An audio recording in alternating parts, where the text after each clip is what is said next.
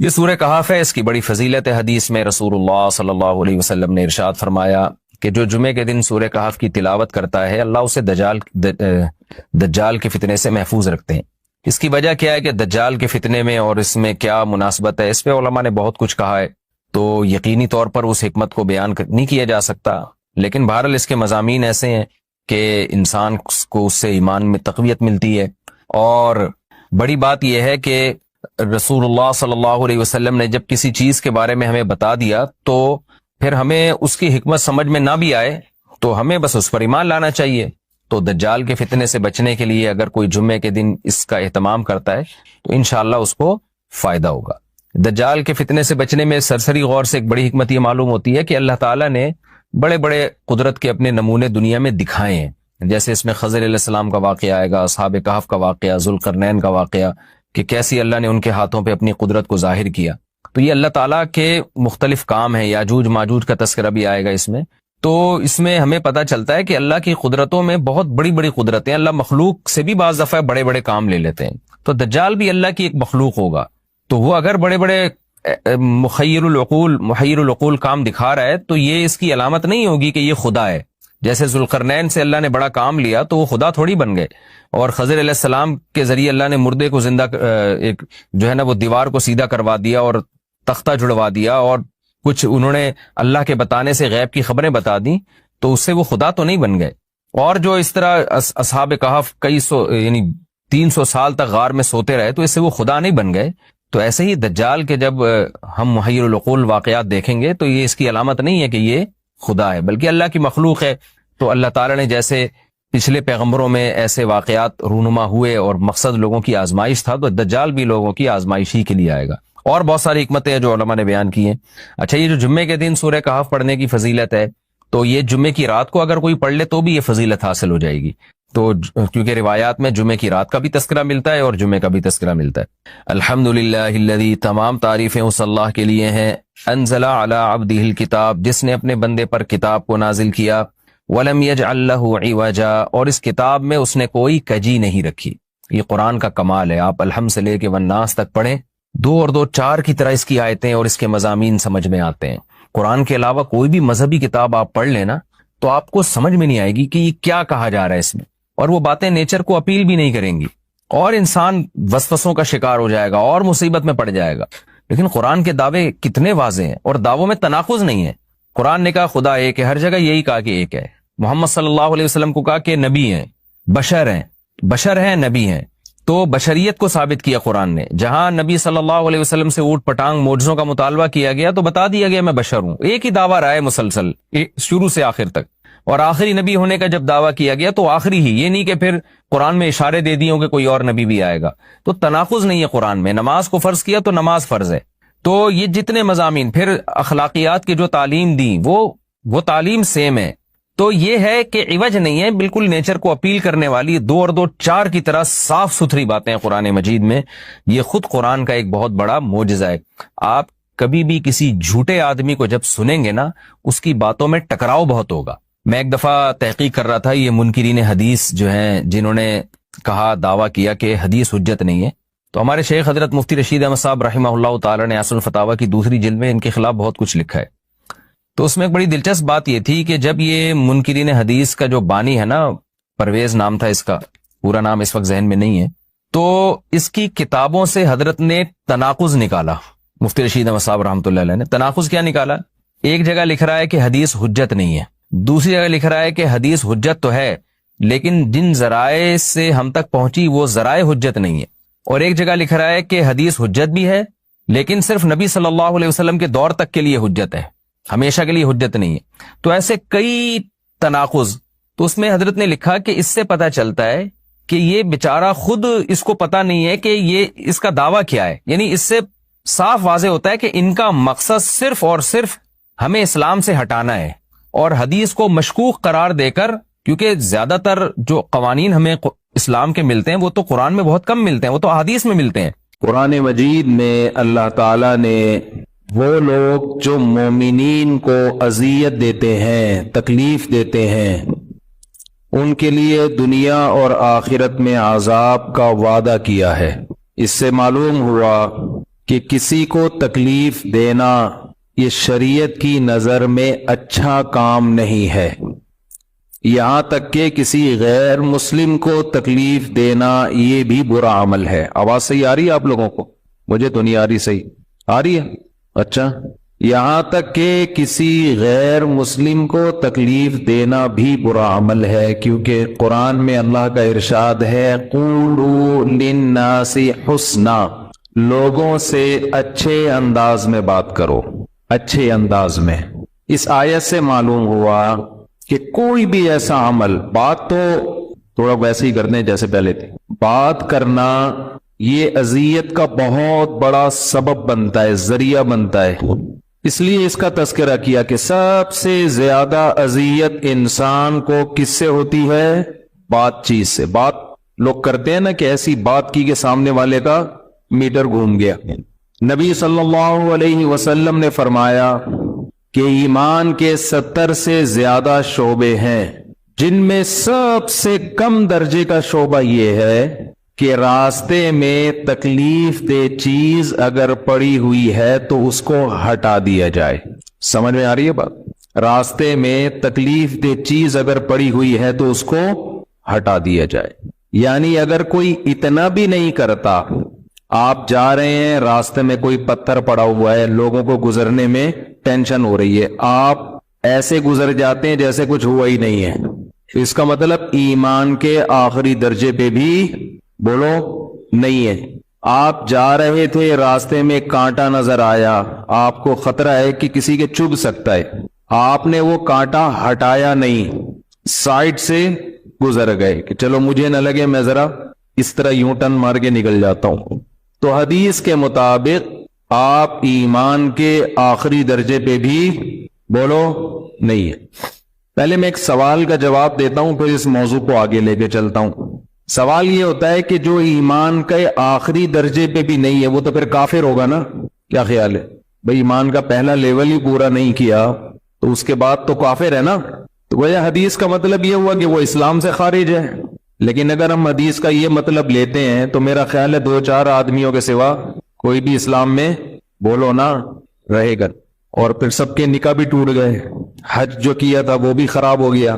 تو یہ خوب سمجھ لیں اس قسم کی حدیثوں کا مطلب کیا ہوتا ہے۔ مطلب فقہا سے پوچھا جاتا ہے۔ یہ جو آج کل ایک بدعت چل پڑی ہے نا، ہر آدمی فنڈر بن کے حدیث کا ریفرنس دیتا ہے اور بس اتنا کافی نہیں ہے۔ عیسائیت اور یہودیت جو تباہ ہوئی ہے نا، وہ اجتہاد سے ہوئی ہے۔ نئے نئے مجتہدین مارکیٹ میں آتے رہے، اجتہاد کر کر کے لیبل تو وہ بھی بائبل ہی کا لگاتے تھے۔ اس امت کی گمراہی سے بچنے کی وجہ یہ ہے کہ اس امت نے اسلاف کو بابا بنا کے رکھا ہوا ہے اور اسلاف سے ہٹی نہیں ہے، یہ بابا لیس نہیں ہوئی ہے۔ جس دن یہ امت بابا فری ہو گئی اس دن برباد، بریکیں فیل۔ باقی بابوں کی 2 قسمیں میں بتاتا رہتا ہوں، اچھے بابے اور برے بابے۔ ایک بدعتی بابے بھی ہوتے ہیں، ایک اچھے بابے بھی ہوتے ہیں، لیکن بابا لیس ہو گئے تو گئے کام سے۔ قرآن و سنت کی وہی تشریح جو تواتر کے ساتھ اسلاف سے چلی آ رہی ہے۔ اسلام لا، جو اسلامک لا ہے نا، وہ لا بھی مرتب ہو چکا ہے صدیوں پہلے، اس میں بھی چینجنگ کی اجازت نہیں۔ اب کسی کو نئے سرے سے لا لکھنے کی اجازت نہیں ہے۔ اسلامک لا کیا ہے؟ ایک لا وہ ہے جو امام ابو حنیفہ نے مرتب کیا، آدھی سے زیادہ دنیا نے اس کو قبول کیا۔ اس سے تھوڑا اختلاف کیا امام مالک نے، وہ بھی لا ہے، چند چیزوں میں اختلاف، وہ لا بھی دنیا میں رائج ہوا۔ ایک لا پھر ان کے بعد امام شافعی نے مرتب کیا، اس میں کچھ چیزوں میں امام ابو حنیفہ کے ساتھ تھے، وہ کچھ چیزوں میں امام مالک کے ساتھ تھے، کچھ چیزوں میں ان کی اپنی رائے تھی، لیکن وہ لا بھی 1200-1300 سال پہلے مرتب ہوا، پوری دنیا نے ایکسپٹ کیا۔ اور ایک لا امام شافعی کے شاگرد امام احمد بن حنبل، ان کا مرتب کردہ لا ہے، وہ بھی دنیا نے ایکسپٹ کیا۔ ان کی تشریحات میں کہیں کہیں اختلاف بھی ہے، لیکن یہ چاروں لا فقہ جس کو کہا جاتا ہے جب مرتب ہو گئے تو 5واں اس کے بعد وجود میں اب تک نہیں آیا ہے۔ سمجھ رہے ہو؟ پوری دنیا نے اسی پر اتفاق کیا، اب اس سے نکلنے کی آپ کو اجازت بولو نہیں ہے، کیونکہ قرآن حدیث کے نام پہ ہر ایک کے پیٹ میں مروڑ ہوگا، اپنی ٹھڑک پوری کرے گا، نیا بابا مارکیٹ میں آئے گا اور لوگوں کو بابا لیس بنانے کے چکر میں نئے نئے بابے مارکیٹ میں آتے رہیں گے۔ پوری دنیا میں جب سے یہ چاروں فقہ مرتب ہوئے ہیں پوری دنیا انہی کو فالو کر رہی ہے. نبی صلی اللہ علیہ وسلم نے فرمایا میری امت گمراہی پہ کبھی جمع نہیں ہوگی. اسلامی تاریخ میں جتنے بڑے بڑے ہیرو پیدا ہوئے ہیں سب یا تو حنفی تھے یا شافعی تھے یا مالکی تھے یا حنبلی تھے. 1300 سال کا عرصہ کوئی کم نہیں ہوتا. ہندوستان میں بر صغیر جس میں برما بھی تھا, جس میں بنگلہ دیش بھی تھا, جس میں پاکستان بھی, ہندوستان بھی, اس پورے خطے میں جب سے اسلام آیا ہے, اور کب آیا اسلام؟ حضرت عثمان کے دور میں مسلمان فوجیں سندھ میں داخل ہو چکی تھیں. اس وقت سے فقہ حنفی کو فالو کر رہے ہیں. اس وقت سے آپ کہہ سکتے ہیں اس وقت تو فقہ حنفی تھا نہیں. حضرت عثمان کے دور میں فقہ حنفی کا نام نہیں تھا, لا مرتب نہیں ہوئے تھے, لیکن جو قوانین ہیں, جو نمازیں پڑھی جا رہی ہیں جس فقہ کے مطابق, وہ نمازیں موجود تھیں. اس کی مثال جیسے حضرت عثمان سے پہلے مصحف عثمانی نہیں تھا. کیا مطلب؟ جب نہیں تھا تو فالو کیوں کر رہے ہو بھائی؟ یہ نام نہیں تھا یہی مصحف جو حضرت عثمان نے مرتب کیا ہے. آواز بالکل نہیں آ رہی ہے, عجیب سے کان گونج رہے ہیں, پیچھے کر کے دیکھ لیتے ہیں. تو اب تھوڑا صحیح ہو گیا. کبھی کبھی رفیع بھائی کے مشوروں پر بھی عمل کبھی کبھی کر لینا چاہیے. تو یہ فقہ آج جو ہے نا, فقہ کے نام پہ دیکھو, جب غیر مسلم مسلمان ہوتا ہے نا پاگل ہو جاتا ہے وہ. ہمارے پاس یورپ سے فون آتے ہیں, امریکہ سے, ایک غیر مسلم اسلام قبول کرتا ہے, اس کو کھوپڑی گھوم جاتی ہے اس کی, یار میں ہاتھ یہاں باندھوں یہاں باندھوں, یوں کروں زور سے آمین آہستہ آمین. پہلے بھی تو ہوتے تھے مسلمان, کیا حل تھا بھائی؟ جو چاروں درست ہے, کسی ایک فقہ کو فالو کرو لیکن مکمل اسی کو فالو کرو, چاروں ٹھیک ہے. اب کیا ہو رہا ہے؟ رفع الیدین والا اس کو رفع الیدین کی حدیث سے دکھائے گا, جو کہہ رہے منسوخ ہے وہ منسوخ ہونے کی حدیث سے دکھائیں گے. ایک زور سے آمین کی دکھائے گا, ایک آہستہ آمین کی دکھائے گا, ایک ٹانگیں چوڑی کرنے کی, ایک پتلی کرنے کی. وہ پاگل ہو جاتا ہے. یہ کوئی حل نہیں ہے امت میں جوڑ پیدا کرنے کا. یہ اس سے امت جوڑنے کے بجائے کیا ہوگی؟ ٹوٹے گی. صدیوں سے جب مرتب ہو گئے نا فقہ, جیسے جب تک مصحف عثمانی مرتب نہیں ہوا تھا اس وقت تک آپ جس مصحف کو چاہے فالو کریں. حضرت عائشہ کا قرآن اپنے پاس الگ تھا ترتیب کے لحاظ سے, عبداللہ بن مسعود کے پاس الگ مصحف تھا, حذیفہ ابن یمان کے پاس الگ مصحف تھا, زید ابن ثابت کے پاس الگ مصحف تھا. ہر صحابی نے اپنے حساب سے قرآن کی آیتیں ترتیب دی ہوئی تھی, مرتب کر کے اپنے پاس رکھا ہوا تھا. لیکن اس سے ڈر یہ تھا کہ بعد میں امت اختلافات میں ڈیوائیڈ ہو جائے گی. حضرت عثمان نے جوڑنے کے لیے کیا کیا؟ ایک مصحف مرتب کر کے سب کو آگ لگا دی.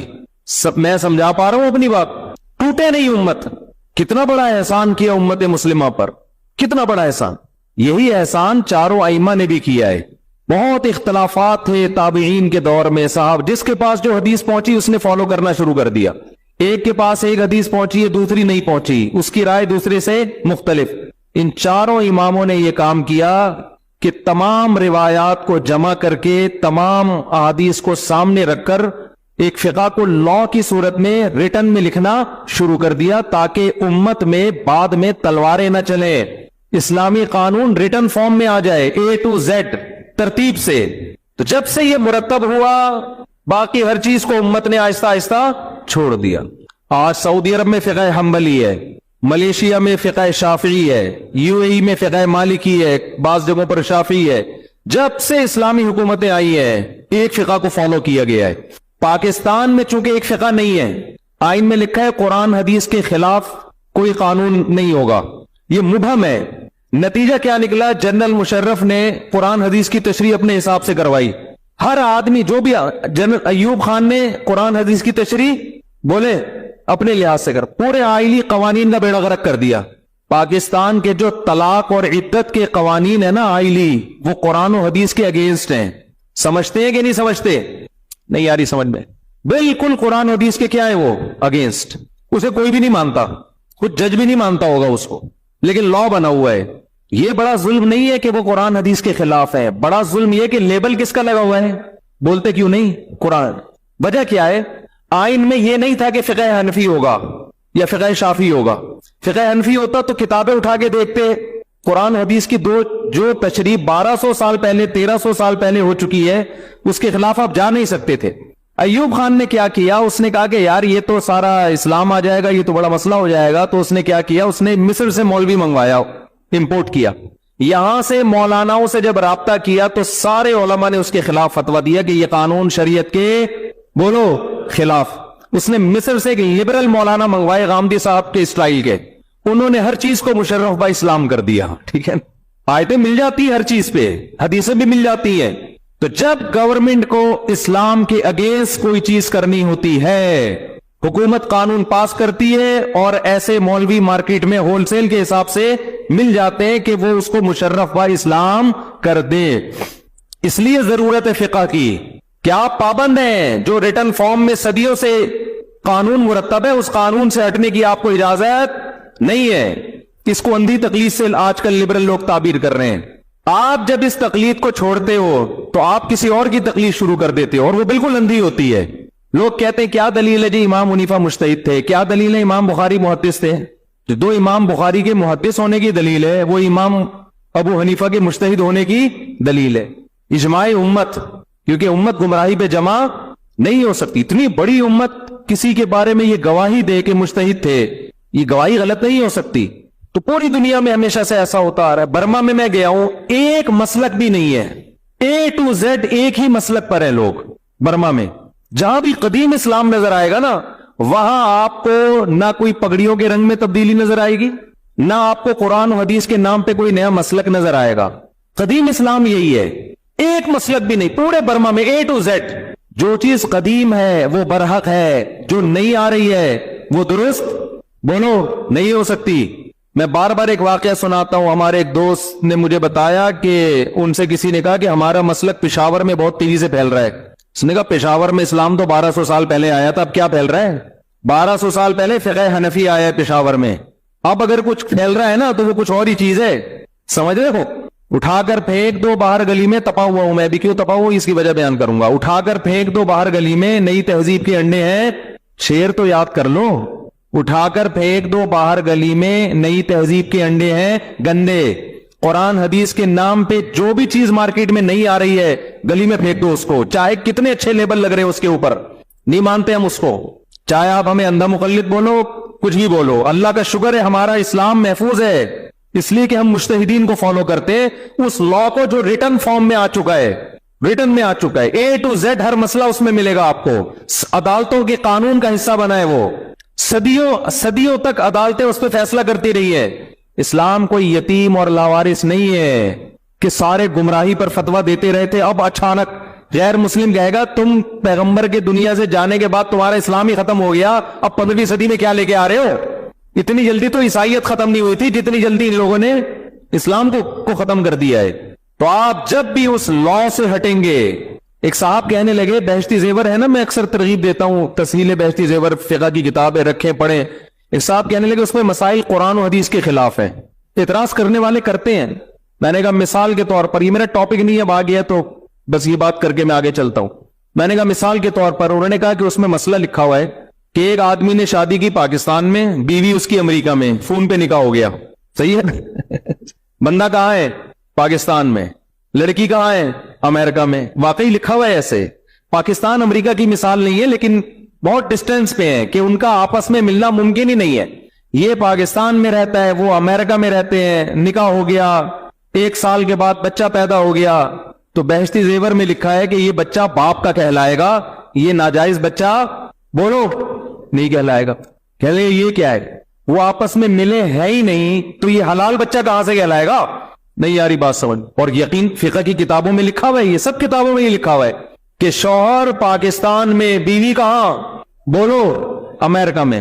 یہ چاروں فقہ کی کتابوں میں لکھا ہوا ہے. بہشتی زیور میں تو وہیں سے لیا ہے کہ یہ پاکستان میں اور وہ امریکہ میں. سال نکاح ہوا ہے ٹیلی فون پہ, کوئی ملاپ نہیں.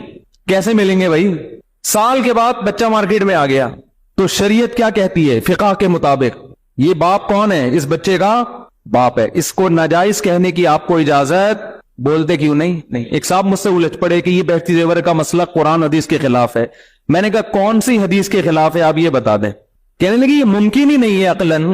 میں نے کہا ابھی آپ کہہ رہے تھے یہ قرآن حدیث کے خلاف ہے, اب کہہ رہے ہیں کہ یہ کس کے خلاف ہے؟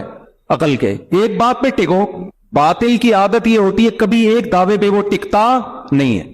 جیسے ایک محترم نے دلیل دی نا, ہم نے کہا تھا کہ قبر کی مٹی عرش سے افضل ہے, تو لوگ کیا دلائل دیتے ہیں کہ عرش کی فضیلت کی دلائل بیان کرنا شروع کر دیتے ہیں, عرش بہت فضیلت والی. بھائی یہ فضیلت کے ہم منکر نہیں ہے, افضلیت الگ چیز ہے, فضیلت الگ چیز ہے.